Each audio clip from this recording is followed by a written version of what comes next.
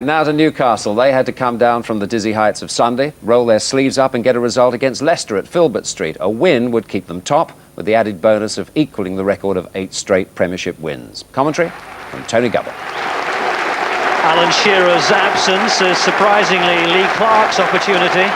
The midfield player displaced by David Batty's arrival last March, given his 4th start of the season, as Newcastle seek to equal that Premiership record of 8 wins in a row at the expense of Leicester City. It's the solitary, unexpected change to the Newcastle team which mauled Manchester United 5-0 last weekend. Peter Beardsley will now play around Ferdinand up front, but Faustino Asprilla, who did play in the midweek Coca-Cola Cup win, looked extremely disappointed at only being a substitute. Leicester City have already lost 3 Premier games at Filbert Street. The 2 home wins, though, secured with goals from 18-year-old Emile Heskey, a 6'2" tall England schoolboy youth and under-21 international who has attracted the interest of other clubs. Leicester play with 3 at the back, 5 across midfield, Heskey up front with the ever-durable Steve Claridge. Graham Poll of Tring is this afternoon's referee. Well, Alan Shearer and Ferdinand scored 17 goals in 13 appearances together. It remains to be seen what effect Shearer's absence will have on Newcastle's challenge for silverware this season over the next 5 or 6 weeks. Here's Philippe Albert, who scored one of those great goals against Manchester United last Sunday.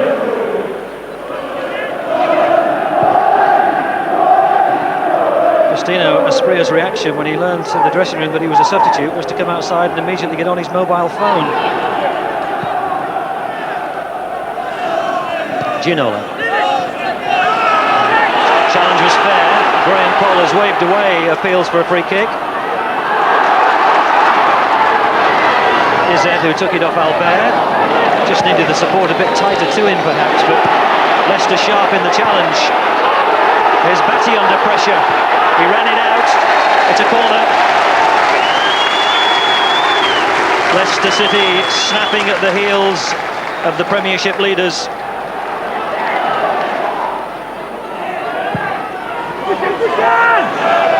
Heskey wins it. Oh, it's a back header. Beresford. Safely clutched by Černíček.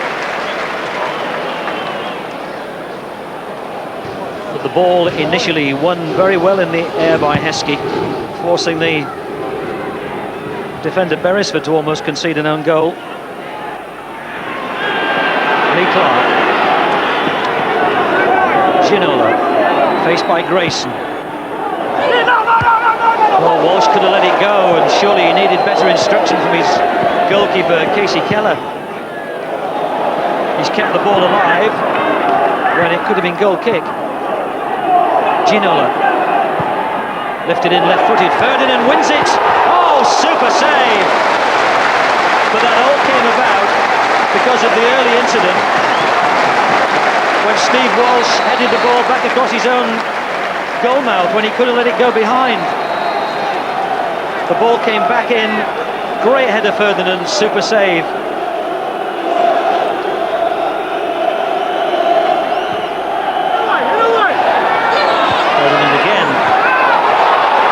Lost it, and Leicester have a player down hurt, but Graham Poll hesitated before finally blowing the whistle. Casey Keller arrived here from Millwall in July, and that's a really excellent save. He couldn't have stretched any further. 5 clean sheets in 12 appearances so far. Played for America in the Olympic football tournament in the summer, Casey Keller.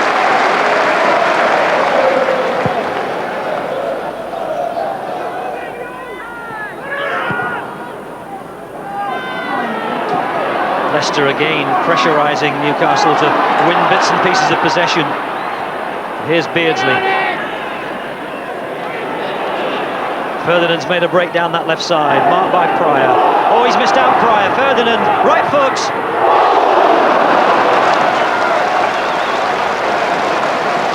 Well, it was hit with the ferocity of a shell, but it went over the crossbar.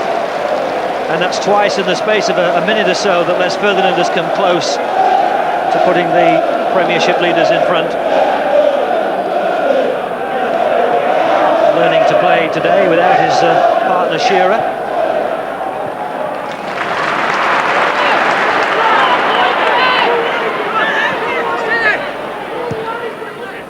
This is Izzet. Here's Lennon. Taylor. Pryor comes forward. There's Grayson. Now Grayson in a good position. Yes, Claridge. Steve Claridge puts Leicester ahead against the team who head the Premiership.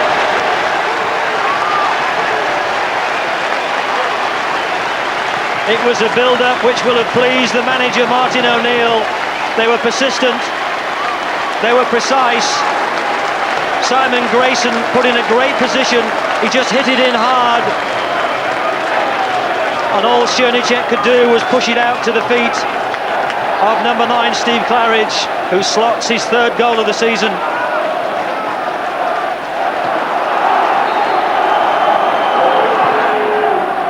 Kevin Keegan in the middle there as we look, alongside his new defensive coordinator, Mark Lawrenson, maybe just a little bit concerned at the moment. Philippe Albert. John Beresford. Ginola.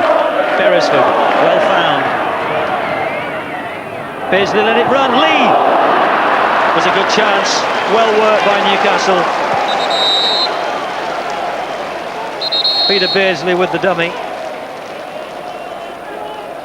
And Robert Lee arriving to strike it just from the edge of the penalty area. Hasn't scored in his last 17 appearances for Newcastle.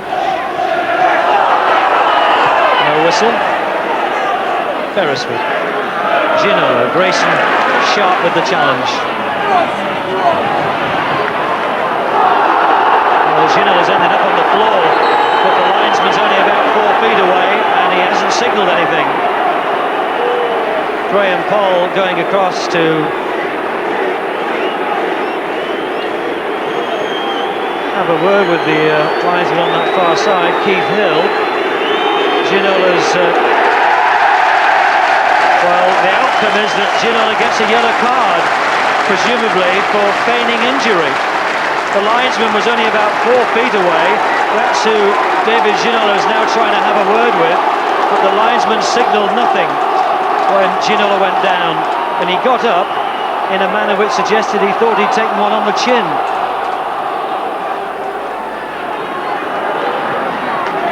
John Beresford. Beardsley. Ginola.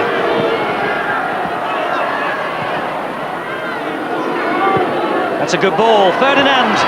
Another superb save by Keller to deny the head of Les Ferdinand. 26 years of age, Casey Keller, the US international keeper. That was closer to him than the one in the first half, but it was so close when Ferdinand won it that it needed another excellent stop.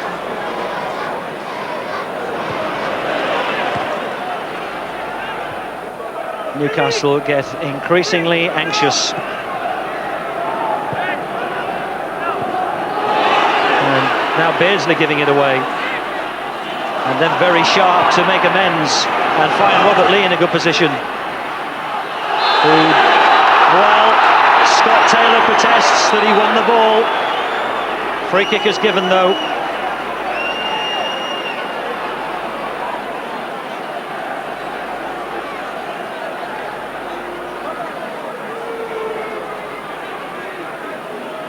Well, he got the ball, but it was after he'd already had contact with Robert Lee. Ginola, but he may be a decoy. No, he isn't. Oh, he took a deflection off Darren Peacock, which changed the route of the ball. Casey Keller fortunate to smother it. It also went through the legs of the defender, Julian Watts.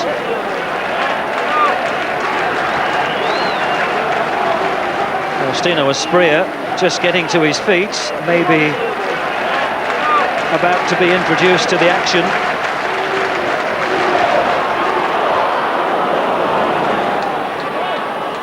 Certainly it's about the time of a match when a manager's thoughts begin to turn to alternatives, with the 11 on the field unable as yet to get a goal.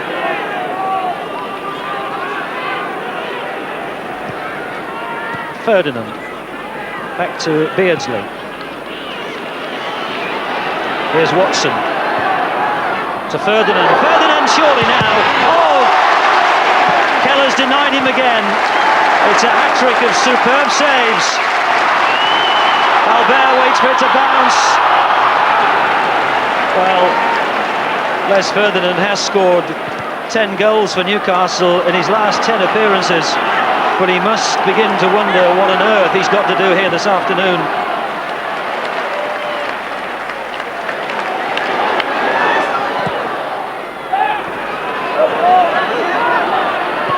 Oh, Marshall may get there. He has. Marshall, but Peacock has covered. Newcastle cling on by their fingertips. And how quick was Ian Marshall to spot what was going to happen then from Batty. Walsh quickly back on his feet. It's been a really absorbing match. Tussles all over the field. No let-up in the commitment from either side.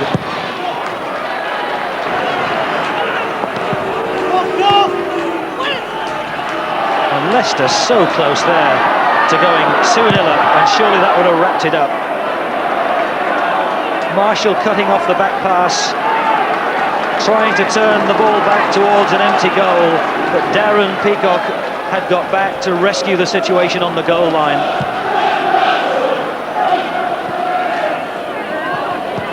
Asprilla in, Peacock's forward, here's Lee, Beardsley, they're queuing up for a little touch. Albert! Position was good, no flag. The time to pick a spot, but he planted the header right across the face of goal. Beautifully found by Beardsley, but 2 yards wide of the target.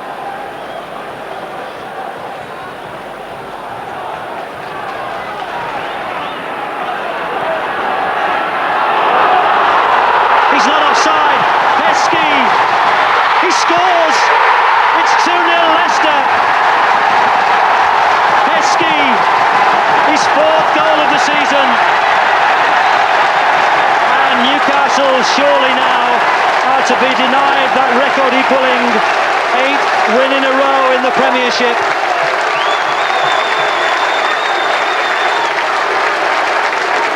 The teenager who has attracted the attention of bigger clubs. It was a poor attempt at an overhead by Batty. No offside against Heskey. He committed Chernychek and left him on the floor. It's his 11th league goal for Leicester City in his 42nd appearance.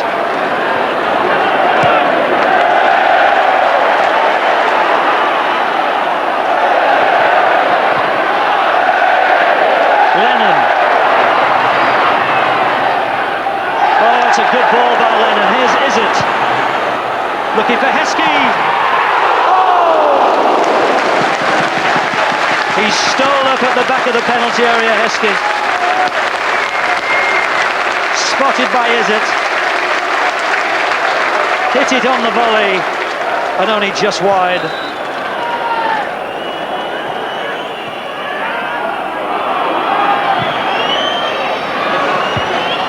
Dixon's header. And he turned away even before Keller had claimed it, knowing how easy it would be for the keeper.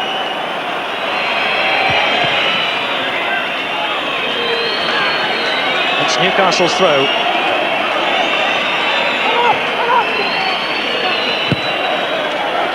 Cross to Beresford. Graham Paul has checked his watch. Here's Ginola.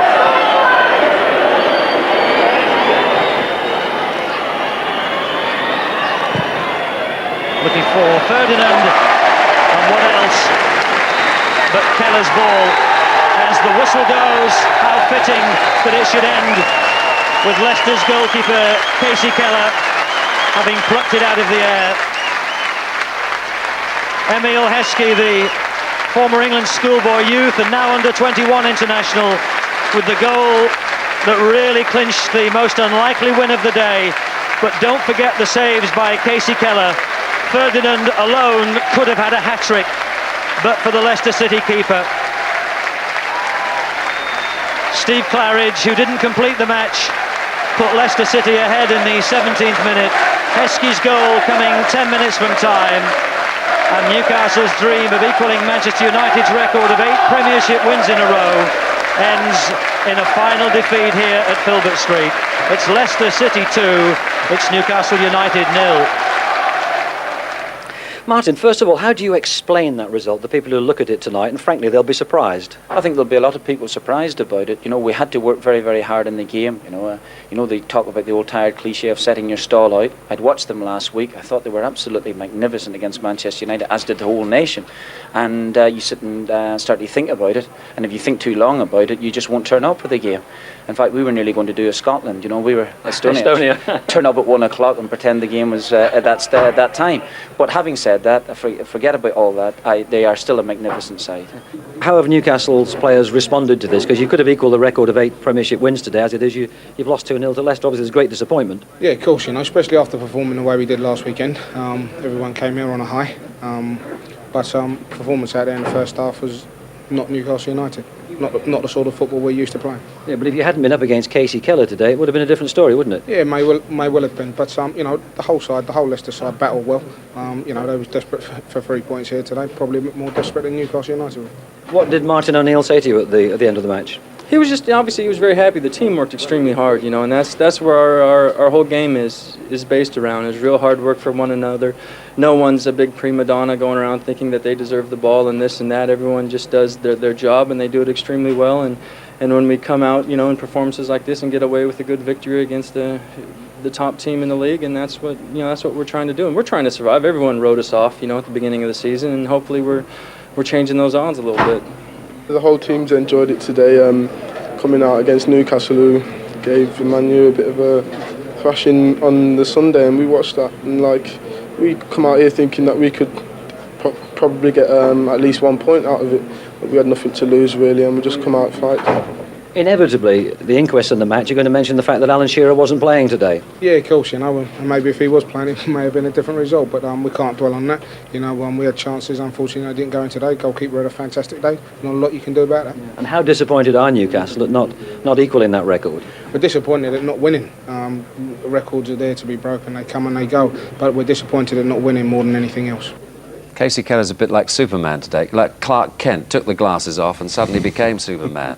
But we'll talk about him in a moment. But first of all, the work rate that Leicester put into that match was absolutely phenomenal.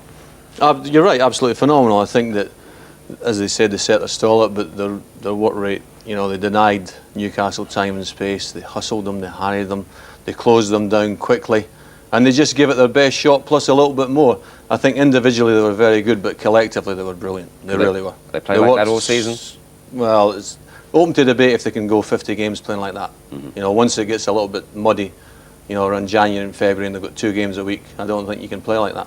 But Keller won the match, didn't he? Oh, any other goalkeeper, and I think that Newcastle would have won the match. I mean, he was sensational, especially against Ferdinand. Good cross, brilliant header, and just a magnificent save.